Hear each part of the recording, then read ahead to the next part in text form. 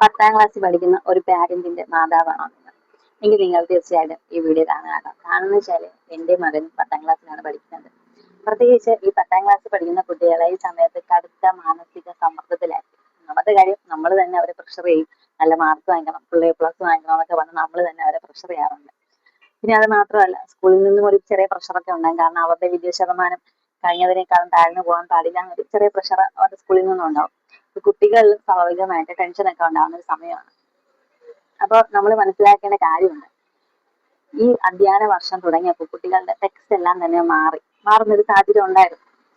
അപ്പൊ അത് കുട്ടികളെ ഭയങ്കരമായിട്ട് ബാധിച്ചു. കാരണം എന്ന് വെച്ചാല്, ഇപ്പൊ 8ാം ക്ലാസ്സിലെ കുട്ടിക്ക് ടെക്സ്റ്റ് മാറിയാൽ അത് വലിയ പ്രശ്നമില്ല. കാരണം അവർക്ക് അതിന്റെ കണ്ടിന്യൂസ് ആയിട്ട് 9ാം ക്ലാസ്സിൽ പഠിച്ചാൽ മതി. 9ാം ക്ലാസ്സിലെ കുട്ടിക്കും അതിന്റെ കണ്ടിന്യൂസ് 10ിലോട്ട് പോയാൽ മതി. പക്ഷെ 10ലെ കുട്ടീനെ അത് ഭയങ്കരമായിട്ട് ബാധിച്ചെന്ന് വെച്ചാല്, 8ലും 9ലും പഠിച്ചതിന്റെ കണ്ടിന്യൂസ് ആണ് അവർ 10ൽ പ്രതീക്ഷിക്കുന്നത്. പക്ഷെ ഇതിൽ നിന്നെല്ലാം വ്യത്യസ്തമായിട്ടായിരുന്നു അവന്റെ 10ാം ക്ലാസ്സിലെ ടെക്സ്റ്റ്. പെട്ടെന്ന് അവർക്ക് അതിനോട് പൊരുത്തപ്പെടാൻ സാധിച്ചില്ല. കട്ടിയായിരുന്നു. ഒരു ബാലി കയറാൻ മലയിൽ കുട്ടികളെ കൊണ്ട് ഇടുന്ന പോലെയായിരുന്നു അവരുടെ ടെക്സ്റ്റ് ആയിട്ട്. ഇത് ഞാൻ സ്റ്റേറ്റ് സിലബസുകാരോടാണ് പറയുന്നത്. ഭയങ്കര പാടായിരുന്നു. അങ്ങനെ ടീച്ചേഴ്സിനോട് ചോദിച്ചപ്പോൾ ടീച്ചേഴ്സും പറഞ്ഞു, എനിക്കൊന്നും ചെയ്യാൻ പറ്റില്ല, ഇനിയിപ്പോ നമ്മൾ അതിനെ കൂടെ ഓടിയെത്തുക. അങ്ങനെ ഒരുവിധം കുട്ടികളെ ഓടിച്ച് ഓണപ്പരീക്ഷയുടെ ടേബിളിൽ എത്തിച്ചു. സത്യം പറഞ്ഞാൽ ഓണപ്പരീക്ഷയുടെ ക്വസ്റ്റ്യൻ പേപ്പർ കണ്ട കുട്ടികൾ തന്നെ ഞെട്ടിപ്പോയി എന്നുള്ളതാണ്. കാരണം എന്ന് വെച്ചാൽ നമുക്കറിയാം, സ്റ്റേറ്റുകാരുടെ ക്വസ്റ്റ്യൻസ് ഒന്നും തന്നെ നമ്മൾ ടെക്സ്റ്റിലുള്ള അതേപടിയല്ല ചോദിക്കുന്നത്. എല്ലാം ഔട്ട് ഓഫ് ക്വസ്റ്റ്യൻസ് ഒക്കെ ആയിട്ടാണ് ചോദിക്കുന്നത്. അപ്പോൾ ഇത് കുറച്ചുകൂടെ വളഞ്ഞു മൂക്കി പിടിക്കുന്ന ഒരു രീതിയായിരുന്നു ഇവരുടെ ഇപ്രാവശ്യത്തെ ഓണപരീക്ഷ.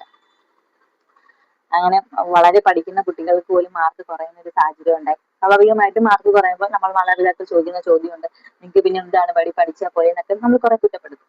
സ്വാഭാവികമാണ്. അങ്ങനെ അതെല്ലാം കഴിഞ്ഞ് കുട്ടികളെ പോർഷൻസിനൊക്കെ ഒന്ന് പൊരുത്തപ്പെട്ട് പിന്നെ ഓടി അവർ ക്രിസ്മസ് പരീക്ഷയ്ക്ക് എത്തി. ഇപ്പൊ ക്രിസ്മസ് പരീക്ഷ കഴിഞ്ഞത് ഇനിയിപ്പോ അടുത്ത് മോഡൽ എക്സാം ആണ്. ഇനി അടുത്ത് മെയിൻ എക്സാം ആണ്. അപ്പൊ ടീച്ചേഴ്സ് തന്നെ പറയുന്നുണ്ട്, ഇത് തുമ്പികളെ കൊണ്ട് കല്ലെടുപ്പിക്കുന്ന രീതിയാണ്, കുട്ടികളെ കൊണ്ട് അതിന് ഓടി എത്താൻ പറ്റുന്നില്ല, ഇനിയിപ്പോ ഒന്നും ചെയ്യാൻ പറ്റില്ല, ഇനിയിപ്പോ അഡ്ജസ്റ്റ് ചെയ്തല്ലേ പറ്റുള്ളൂ. അപ്പൊ ഇതൊക്കെ തന്നെ കുട്ടികളുടെ കടുത്ത മാനസിക സമ്മർദ്ദമാണ്. നമുക്ക് കുറ്റം പറയാൻ പറ്റില്ല. നമുക്ക് അത് കുട്ടികളെ പ്രഷർ ചെയ്യാൻ പറ്റില്ല. ഇനി നമ്മൾ കുട്ടികളോട് ഇരുന്ന് പഠിക്കുന്ന 24 hours അവരെ പ്രഷർ ചെയ്താലുള്ള പ്രശ്നം ചിലപ്പോൾ നമ്മളെ പേടിച്ചവർ ഇരുന്ന് പഠിക്കുന്നേ ഉള്ളൂ. എങ്കിൽ തന്നെ അവരുടെ മനസ്സിൽ പഠിക്കണമെന്നുള്ള ചിന്ത ഉണ്ടാവണമെന്നില്ല. പിന്നെ വേറെ സൈഡ് എന്ന് വെച്ചാൽ, ഈ സമയത്താണ് അവരിൽ ഹോർമോൺ ചേഞ്ച് ഉണ്ടാവുക.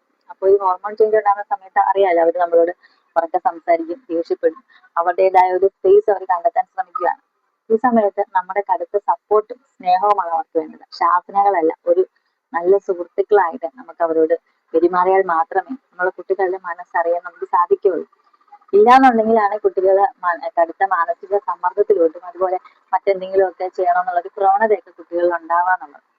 അപ്പോൾ ഈ സമയത്ത് നമ്മൾ നല്ല സുഹൃത്തുക്കളായിട്ട് അവരുടെ അടുത്തിരിക്കുക, അവർക്ക് പറയാനുള്ളത് കേൾക്കുക. നമ്മുടെ കാര്യങ്ങൾ ഇപ്പൊ നമുക്ക് എന്തെങ്കിലും ഉണ്ടെങ്കിൽ അവരോട് ഓപ്പൺ ആയിട്ട് പറയുമ്പോൾ അവർ വിചാരിക്കുക, അമ്മ എന്നോട് അല്ലെങ്കിൽ അച്ഛൻ എന്നോട് ഇങ്ങനെയൊക്കെ സംസാരിക്കുന്നുണ്ടല്ലോ എന്ന് വെച്ചാൽ അവർ നമ്മളോട് കുറച്ചിട്ട് ക്ലോസ് ആവും. അത് നിങ്ങൾ മനസ്സിലാക്കുക. അല്ലാതെ നമ്മളെ ഒരുപാട് പ്രഷർ ചെയ്തത് കൊണ്ടോ ശാസ്ത്രീയ കൊണ്ടോ ഒന്നും നമ്മളെ കുട്ടികളെ നമ്മുടെ കൺട്രോളിൽ കൊണ്ടുവരാൻ സാധിക്കില്ല. പരീക്ഷ സമയത്ത് സ്വാഭാവികമായിട്ടും കടുത്ത ടെൻഷനൊക്കെ ഉണ്ടാവും.